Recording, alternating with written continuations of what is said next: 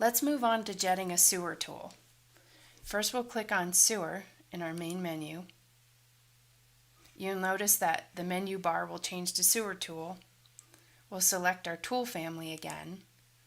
For this we'll select a WGR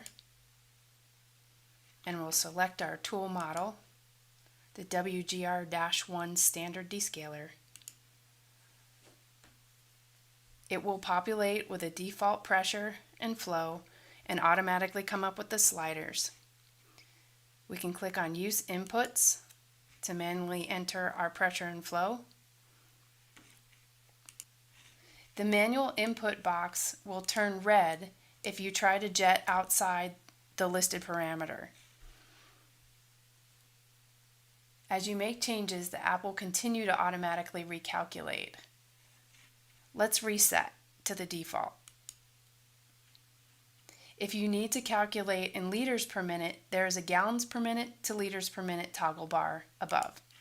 Again, the app will automatically calculate in liters per minute. We'll go back to gallons per minute for this exercise. Scroll down to select your hose length and diameter. There's a drop-down menu for hose 1 and a drop-down menu for the diameter.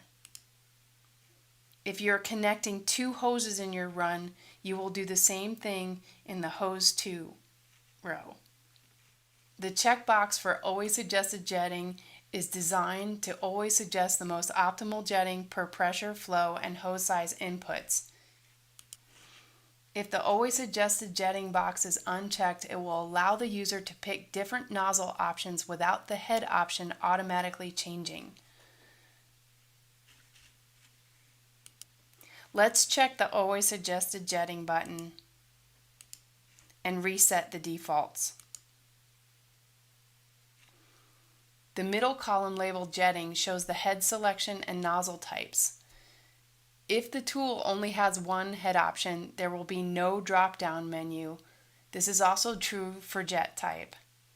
The app will change the head if there is a better option based on pressure and flow changes to reach optimal torque ranges. If you uncheck always suggested jetting, it will not change the head and will show the result variance. Let's change the PSI.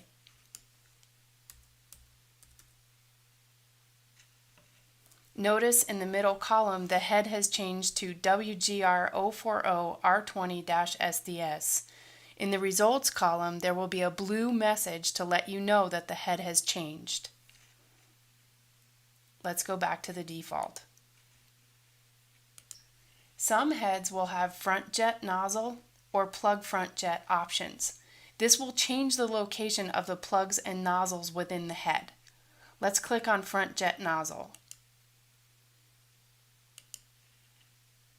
Notice the front jet is now a nozzle option.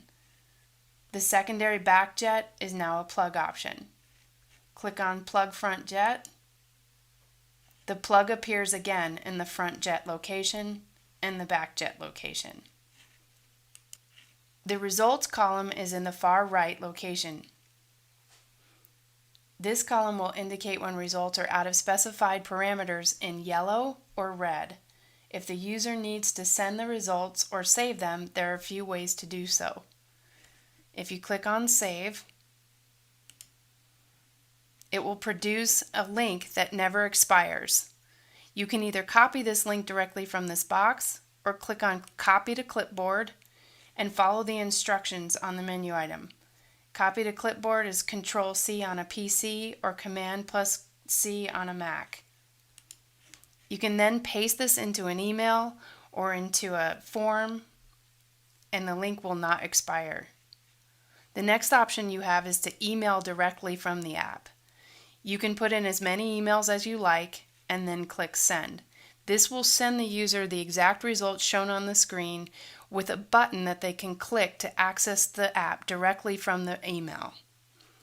The next option is to print. Print brings up a black and white outline of the form. You can print this to a PDF and save it, or just print it directly to whichever printer you choose here.